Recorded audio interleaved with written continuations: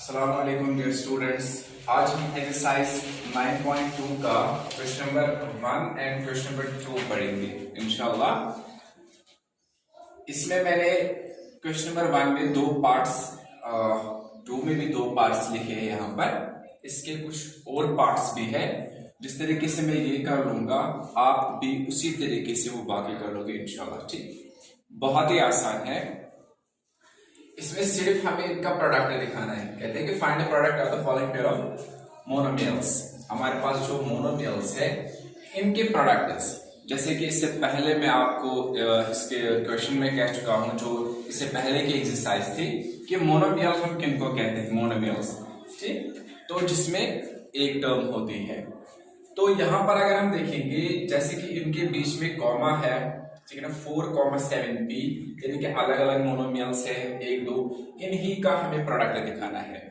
अगर हम पहले की जिक्र करेंगे, जो पहला है 4,7p, इनडायरेक्टली देखो 4 into 7p, डायरेक्टली हम क्या कर सकते हैं, इसमें 4 7 r हो गया 28 एंड p, बस इसका आंसर है 4 7 r 28 and p।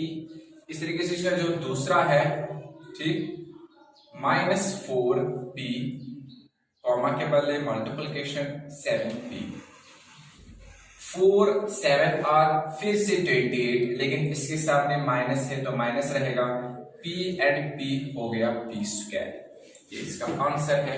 In simple हमें प्रोडक्ट दिखाना है। तो इसके बाकी जो पार्ट्स है वो आप खुद कर लोगे। उसके बाद जो क्वेश्चन नंबर 2 है, इसमें कहते हैं फाइंड द एरिया। एरिया दिखाना है हमें रेक्टेंगल का। जैसे कि आपको पता होगा, इससे पहले भी हम कर चुके हैं, जो एरिया होता है रेक्टेंगल का वो लेंथ इंटू ब्रेड्थ के बराबर होता है। ठीक, तो with the following pair of monomials and their lengths and breadths respectively, इनके लेंथ्स एंड ब्रेड्थ्स रेस्पेक्टिवली का मतलब जो पहला नंबर होगा वो इसकी लेंथ होगी, जो दूसरा होगा वो ब्रेड्थ होगी। जितने भी इसके पार्ट्स इसके अलावा है, मैंने 2 रखे यहां पर। जैसे कि अगर हम देखेंगे जो एरिया ऑफ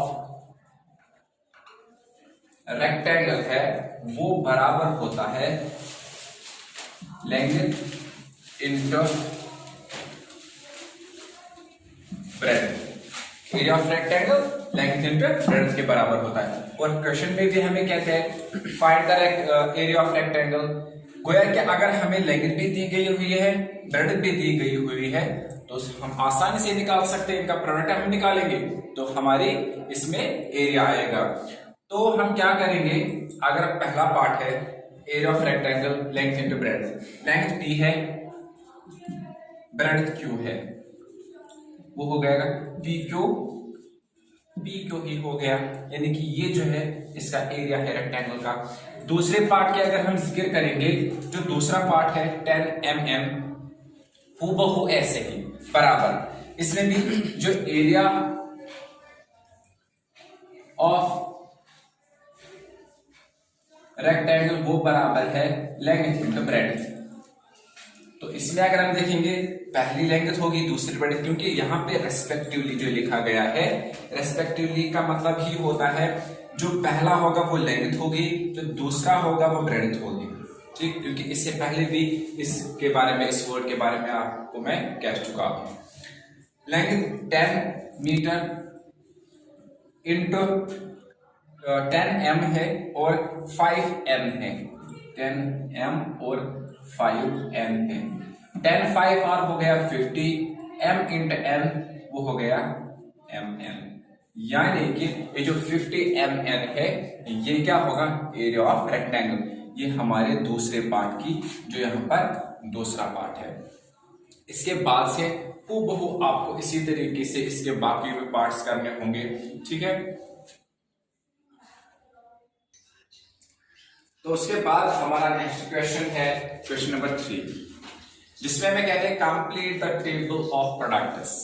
यानी कि इनमें भी हमें क्या करना है, प्रोडक्ट्स, इनमें प्रोडक्ट्स दिखाने, ये कंप्लीट कर लेना है। मैंने इसमें थोड़े कुछ रोज एंड कॉलम्स लिखे, बाकी के आप उसी तरीके से इंशाल्लाह करोगे जिस तरीके से मैं दिखाऊंगा। जैसे कि फर्स्ट मोनोमियल इस साइड से है, सेकंड मोनोमियल इस साइड से है, यानी कि एक को दूसरे के साथ हमें क्या करना है, मल्टीपल करना है और फिर उनका नतीजा लिखना है। जैसे कि 2 2 r 4 x x हो गया x स्क्वायर, ये ऑलरेडी हमें वही से किया गया है, एक वही से दिया गया है। जैसे कि यहां पर भी एक वही से दिया गया है। अगर हम इसकी जिक्र करेंगे, देखो यहां से, क्योंकि ये दूसरे में आता है और यहां से आ जाता है इस तीसरे में, 5 3r 15 minus 7 x square and y, इन्हीं का प्रोडक्ट है। अब अगर हमें ये करना है, यानी कि इस साइड से इस रो से हमें जाना है कॉलम, इन इस रो और कॉलम में। पहले हमने देखा 2 2r 4 x x x square, इसी 2 को इस 5 के साथ है, 2 5r हो जाएगा 10 माइनस 7 और x, इसी 2 को आप इसके साथ 2 3r 6 x एंड x हो गया x क्यूब, क्योंकि इस पे x स्क्वायर है, ये एक x है। 2 4r हो गया 8 माइनस इसके साथ है x एंड x स्क्वायर और y ऐसे ही।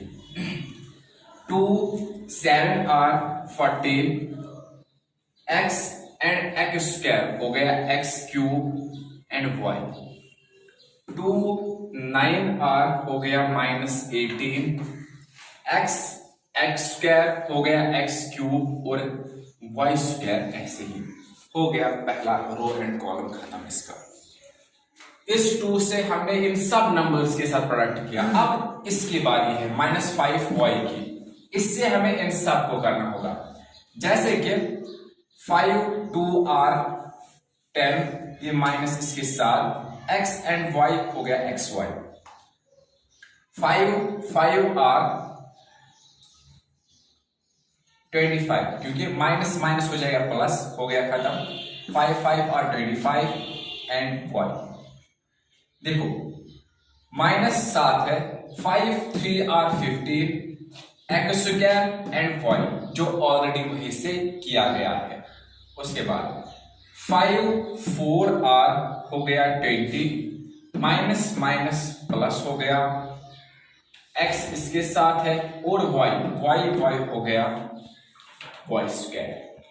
उसके बाद 5 7r, ठीक, 5 7r माइनस 35, क्योंकि इसके साथ माइनस है, x स्क्वायर है, y एंड y हो गया y स्क्वायर।